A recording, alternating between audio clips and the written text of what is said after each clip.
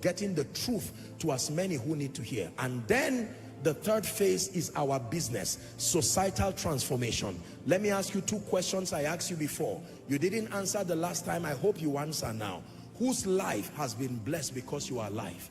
Has someone gone to school because you gave your life to Jesus? Has someone been able to eat today or tomorrow or any day because you are alive?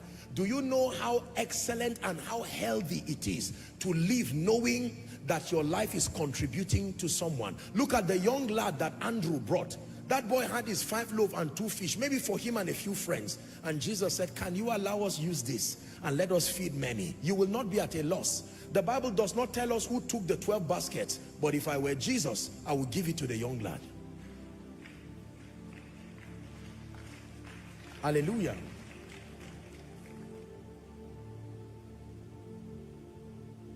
When it's all been said and done, there is just one thing that matters.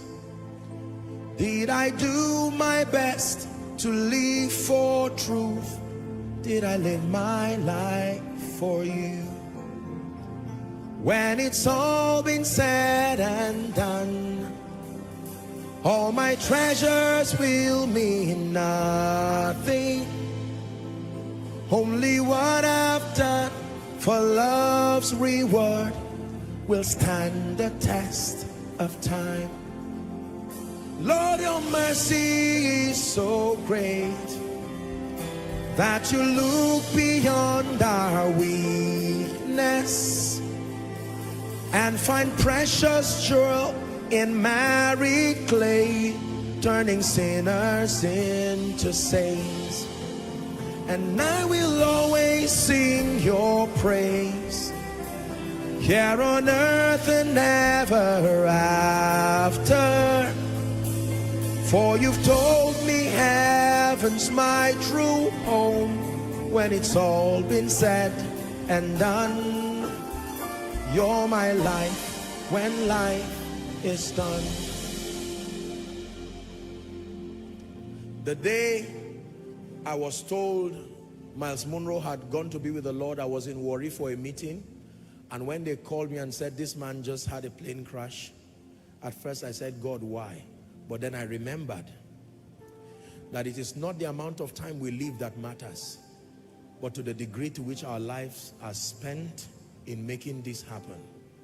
The day I heard that the great patriarch of faith, Billy Graham, had gone to be with the Lord, I said, this is one of the few men on earth who finished his assignment and stood back and was waiting. He literally had finished.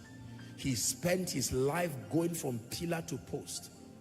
The day I heard that Reinhard Bonnke had left, I thank God for the privilege to have been in his crusades. And I said, this man gave his life. He said, Africa shall be saved.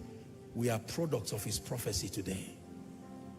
Not too long ago, I heard that Pat Robinson, the founder of CBN, 700 Club, who had inspired so many people in his late 90s, just a little step to be 100, he passed on to be with the Lord. You see, they are going. There is a generational shift happening. But while many of us are just admiring and boiling and waiting, we have insulted the fathers, and some of them have said, you've insulted us, we are going. Now, we are moving step by step, getting to that stage. If we do not understand what the Great Commission is, the day that the light of the nations come upon us, let it not be that we mislead a generation and then the ones we raise come and begin to correct us too.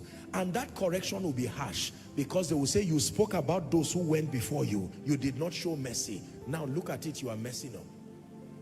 My mission as a man of God is not to do everything. I've not been called to do everything.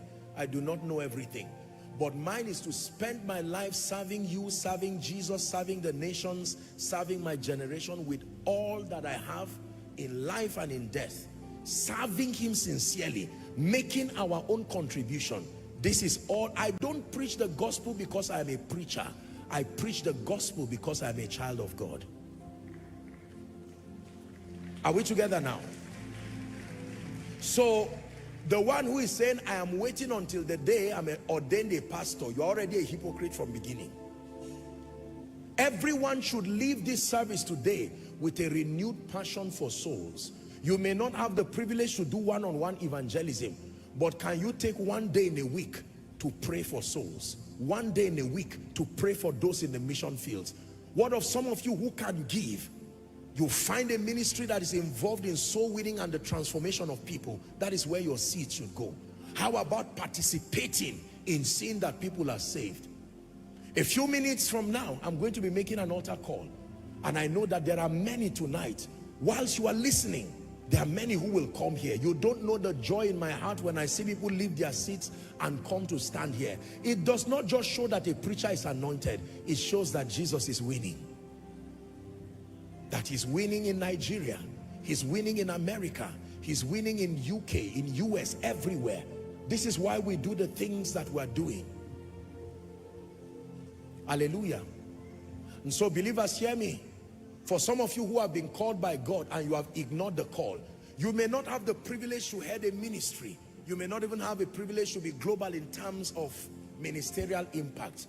But that which he has given you, the hymn writer says, I'll do as it beats me, whatever the cost. I'll be a true soldier. You've forgotten the song. Remember it, oh. It pays to serve Jesus. I sing from my heart. You will always be with us. I can't remember the rest now.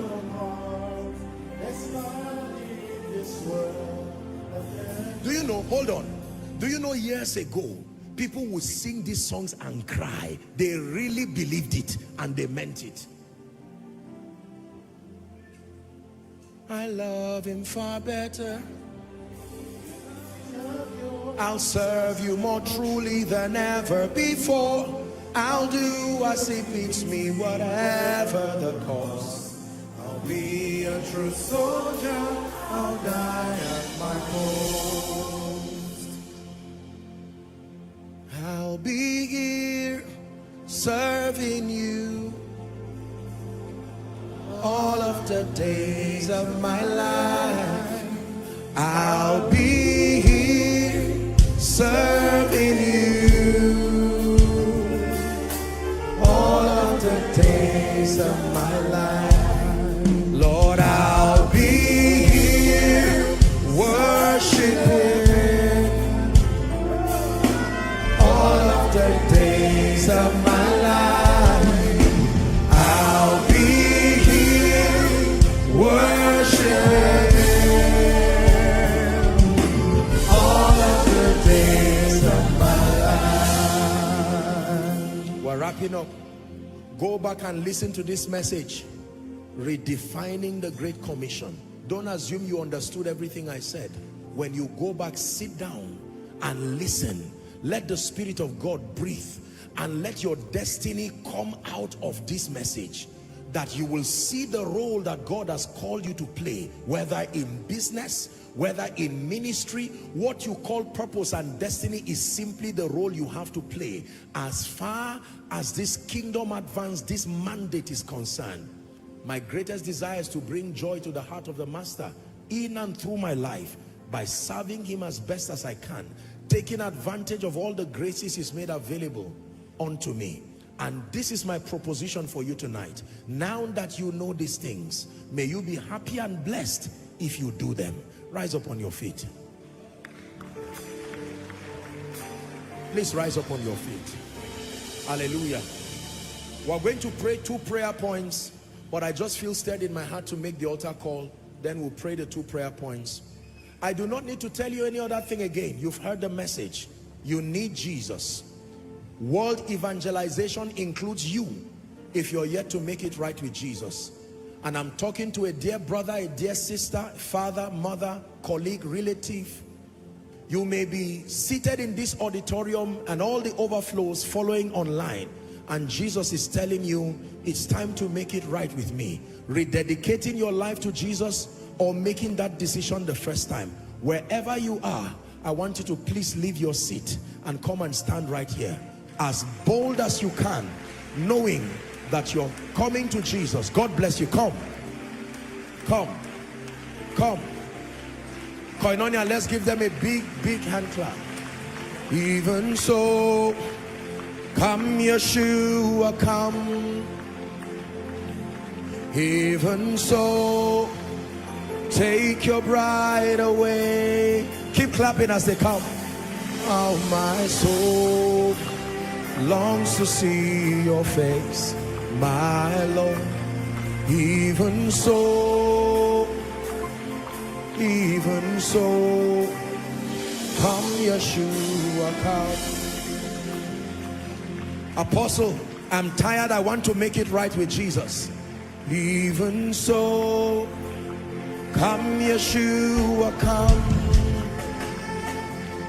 Even so, take your bride away. How my soul longs to see your face, my Lord. Even so, come Yeshua, come. Thank you for coming to Jesus.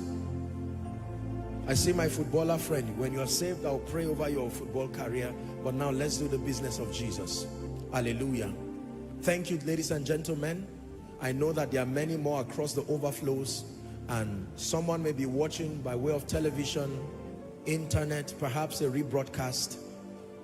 It is never too late to make it right with Jesus. As I lead these precious ones in prayer, I want you to join with your heart open, knowing